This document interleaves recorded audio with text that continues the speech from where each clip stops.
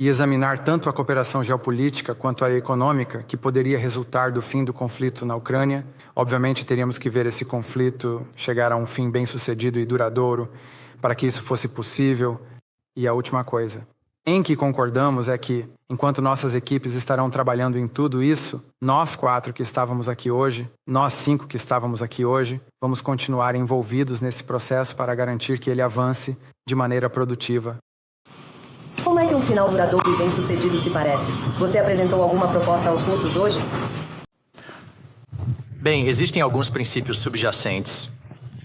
Isso precisa ser um fim permanente para a guerra e não um fim temporário como vimos no passado. Nós sabemos apenas.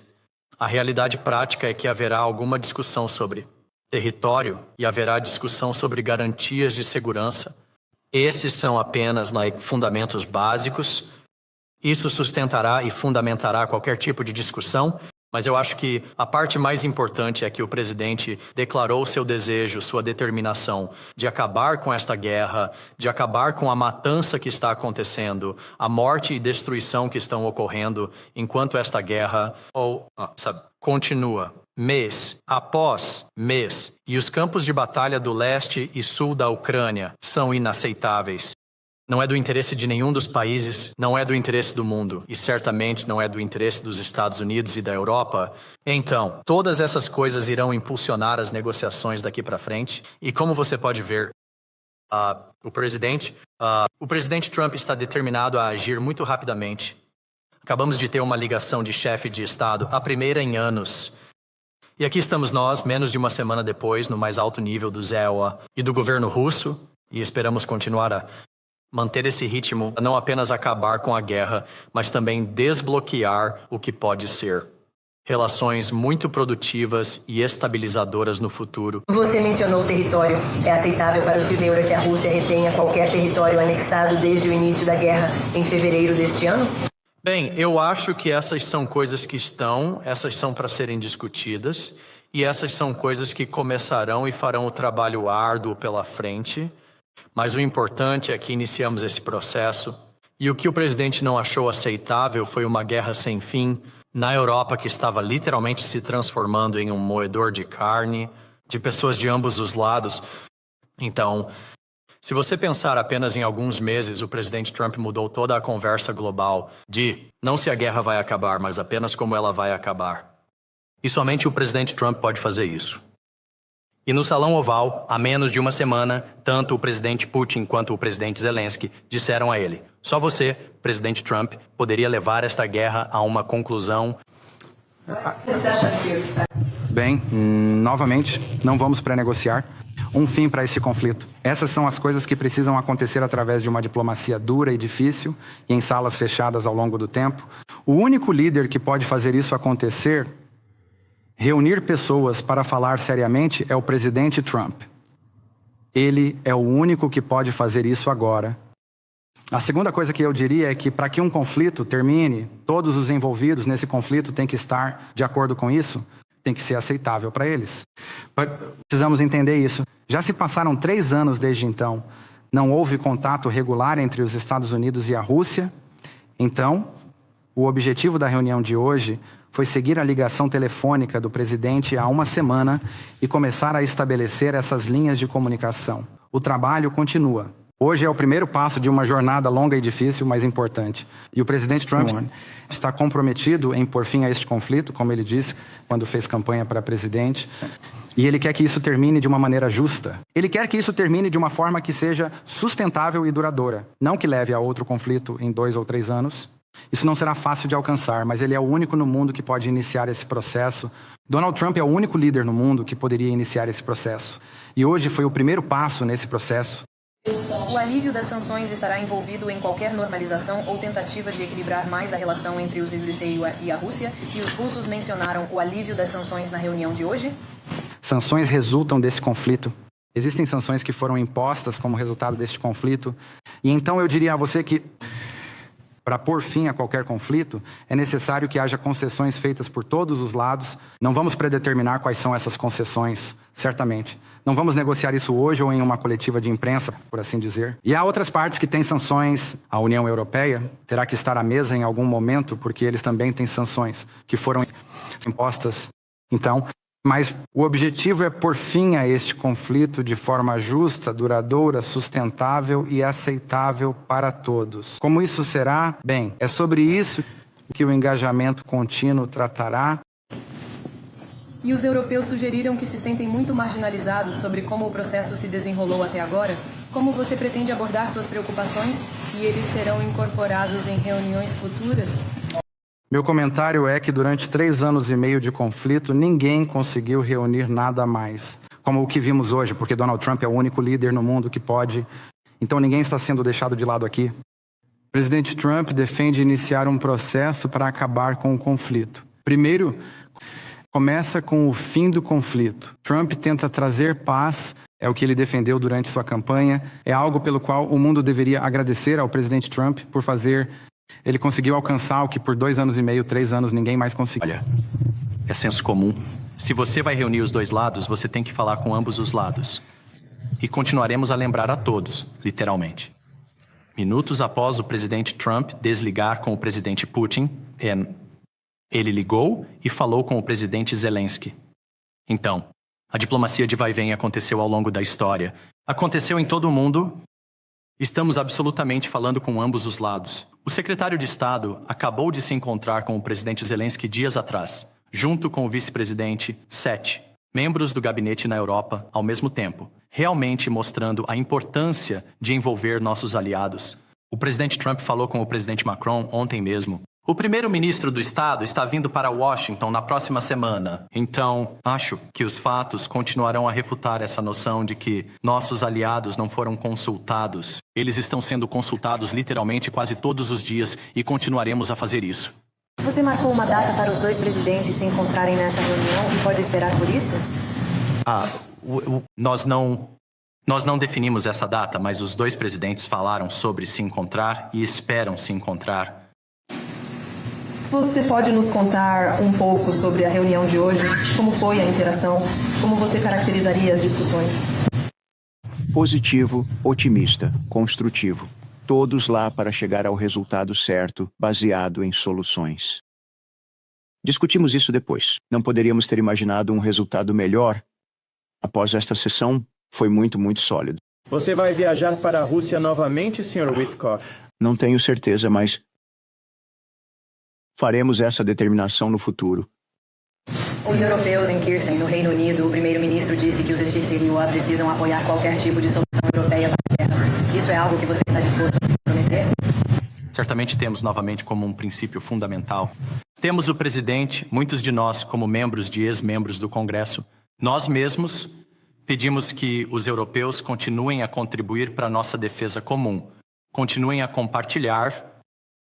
O fardo da defesa da OTAN continuará a destacar que, embora as coisas tenham melhorado, começando com o primeiro mandato do presidente Trump, o fato de que 1/3 de nossos aliados da OTAN ainda não contribuem com o mínimo de 2% de seu PIB para a defesa, uma década depois disso, todos nós coletivamente fizemos esse acordo, o que não é aceitável. Temos a cúpula da OTAN se aproximando em junho e esperaríamos, com o tipo de conflito, o tipo de guerra e destruição que vimos na Europa, infelizmente, nos últimos anos tivemos 100% no mínimo e, de fato, estamos excedendo isso. Então, veja, este é um esforço comum. Isso não é apenas sobre o que os Estados Unidos vão continuar a contribuir e o que vamos continuar a pedir ao contribuinte americano. Fazer essas decisões difíceis, devemos contribuir para a nossa defesa comum. Esperamos. Isso é uma via de mão dupla para aliados europeus. Reino Unido, França e outros estão falando sobre contribuir mais fortemente para a segurança da Ucrânia. Achamos que é uma coisa boa. Você saiu desta reunião convencido de que os russos querem paz. Você disse que pode levar algum tempo para se convencer disso. Até daqui a pouco. Eu não vejo a diplomacia dessa forma. Acho que a diplomacia, em última análise, se baseia em ações, é baseada em compromissos que são mantidos. Então, acho que eles Saí hoje convencido de que estão dispostos a começar a se envolver em um processo sério para determinar como e quão rapidamente e através de qual mecanismo pode-se pôr fim a esta guerra. Se podemos ou não alcançar esse resultado, obviamente dependerá da disposição de cada lado neste conflito em concordar com certas coisas. Então, acho que é importante ter esta reunião porque realmente não tivemos muito envolvimento com os russos por quase 3 anos. E isso prepara o terreno para futuras conversas. Como isso se desenrolará dependerá das partes e de sua disposição de comprometer e cumprir. Será testado em breve, mas reitero, o presidente Trump deixou muito claro durante a campanha que ele achava que este conflito precisava acabar. Ele é o único líder no mundo que poderia ter iniciado um processo como o que vimos aqui hoje, e este processo vai continuar. E quando você fala sobre um fim duradouro e sustentável do conflito, significa que seja aceitável para todos os envolvidos, e isso obviamente inclui a Ucrânia, mas também nossos parceiros na Europa e, claro, o lado russo também. Então, gostaria de agradecer aos parceiros na Arábia Saudita, aos anfitriões por reunir tudo. Especialmente ao príncipe herdeiro, Mohammed bin Salman e sua equipe. Estamos nos movendo rapidamente, o que significa que eles se moveram muito rapidamente para serem anfitriões tão graciosos e certamente todos nós somos gratos. Isso são muitas perguntas. O órgão assumirá um papel de mediação mais ativo à medida que essas negociações avançam? Bem, essa é uma decisão que cabe ao reino tomar, mas posso dizer que o reino da Arábia Saudita está desempenhando um papel indispensável para tornar o dia de hoje possível, não apenas nos hospedando, mas reunindo as partes para ter essas conversas. Acho que é algo pelo qual somos muito gratos. Algo pelo qual somos muito gratos pela parceria que temos com eles em uma série de questões, e sendo esta uma delas, agradecemos a eles por fazerem isso. E esperamos que eles se ofereceram, e acredito que continuarão a ser úteis de qualquer maneira que puderem. Serei extremamente breve. Então, qual é o próximo passo agora? A equipe de alto nível que você mencionou é número 2 ou 3? Sim. Então deixe-me explicar isso. O próximo passo é multitrack. O primeiro próximo passo é trabalhar através de nossas respectivas equipes no lado diplomático, apenas para garantir que nossas missões diplomáticas possam funcionar. Houve uma série de ações recíprocas tomadas nos últimos 10 anos que realmente diminuíram nossa capacidade de operar em Moscou, por exemplo, e eles argumentariam sua capacidade de operar em Washington. Vamos precisar ter missões diplomáticas vibrantes que sejam capazes de funcionar normalmente para poder continuar esses canais. O segundo é uma equipe de alto nível, incluindo aqueles que são especialistas nesses tópicos, o lado técnico, para começar a se engajar com o lado deles, sobre os parâmetros, de como seria o fim deste conflito. E nesse aspecto, obviamente, haverá engajamento e consulta com a Ucrânia, com nossos parceiros na Europa e outros, mas em última análise, o lado russo será indispensável para esse esforço, e assim, esse processo começará. E então o terceiro é, junto com esses outros dois, começar a se engajar em identificar as oportunidades extraordinárias que existem caso este conflito chegue a um fim aceitável, as oportunidades credíveis que existem para se associar com os russos geopoliticamente, em questões de interesse comum e, francamente, economicamente, em questões que esperançosamente serão boas para o mundo e também melhorarão nossas relações a longo prazo entre esses dois países importantes. Portanto, todos esses 3 esforços acontecerão em conjunto. Obviamente, o diplomático é Achamos que esperamos avançar rapidamente nisso porque envolve o tratamento de nossas respectivas missões. O segundo será difícil, que é a questão da Ucrânia e o fim desse conflito. Mas acho que isso é essencial para que a terceira parte seja possível, que é a nossa capacidade de trabalhar juntos em outras questões geopolíticas de interesse comum e, claro, algumas parcerias econômicas bastante únicas e potencialmente históricas também. A chave que abre a porta para essas oportunidades, no entanto, é o fim deste conflito. Quando a equipe de alto nível se encontra, tem alguma data? Não há data definida, mas o presidente Trump, como você viu nas últimas 4 semanas, não é paciente para obter ação. Impulsiona, move força, ele quer coisas feitas, querer fazer isso, e ele está se movendo rapidamente para cumprir as promessas ao povo americano ao ser eleito presidente. Se reúne, já há alguma data? Certo.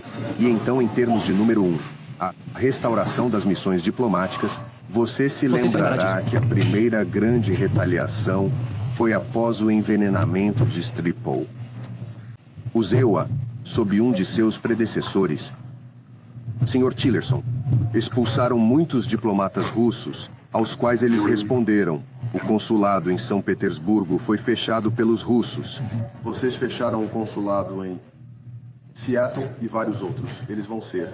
Bem, é sobre isso que vamos falar. E, em última análise, você sabe, novamente não vou negociar ou trabalhar nisso em público. É sobre isso que esses canais tratarão. Mas, em última análise, o objetivo que precisamos ter é que devemos ter alguma normalidade em nossas missões e em sua capacidade de funcionar. E, nas principais embaixadas, independentemente de consulados, quero dizer, se nossos canais diplomáticos estiverem quebrados, será muito difícil manter um engajamento consistente em uma série de tópicos, incluindo alguns irritantes não relacionados, que poderiam descarrilar as conversas mais amplas sobre a Ucrânia. Portanto, tem que haver alguma melhoria na forma como nossas missões são capazes de trabalhar e no ambiente e espaço que lhes é dado para operar. Então, isso é algo que queremos avançar rapidamente e é importante preparar o terreno para as outras duas coisas que queremos fazer. Mas eu acho que o ponto-chave em tudo isso será se um acordo pode ser alcançado com todas as partes envolvidas sobre uma resolução aceitável para o conflito na Ucrânia. Porque se isso acontecer, não só o mundo será um lugar melhor, mas eu acho que haverá algumas oportunidades bastante únicas de trabalhar com eles em áreas de interesses geopolíticos bilaterais e algumas oportunidades econômicas muito únicas. Mas precisamos resolver a situação na Ucrânia primeiro de uma maneira que seja aceitável para todos. Certo, minha última pergunta. Então, mas isso significa? Se você conseguir que as equipes voltem ao nível operacional normal e o pessoal nas embaixadas, você considera o caso Switchball da anexação da Crimeia encerrado? Não há mais problemas? Porque eu acho que, você sabe, você mencionou que Keir Starmer estará em Washington na próxima semana. Posso imaginar que os britânicos não estarão particularmente... Sim, eu não vou negociar ou discutir cada elemento das perturbações que existem ou existiram em nossas relações diplomáticas e a mecânica disso. Basta dizer que o presidente Trump prometeu e pretende cumprir sua promessa de fazer tudo o que puder para pôr fim a este conflito. Não podemos fazer isso a menos que tenhamos pelo menos alguma normalidade na forma como nossas missões diplomáticas operam em Moscou e em Washington, D.C., e por isso precisamos trabalhar para melhorar isso. E vamos trabalhar com eles para ver o que é possível dentro desse contexto. Isso inclui remover Lavrov de tomar, rescindir as sanções que foram impostas contra Lavrov? Ainda não estamos nesse nível de conversa, mas haverá uma série de tópicos que terão que ser discutidos ao longo do caminho. Ainda nem começamos esse processo. Hoje foi um acordo para iniciar a falar sobre essas coisas. Obrigado. Thank you.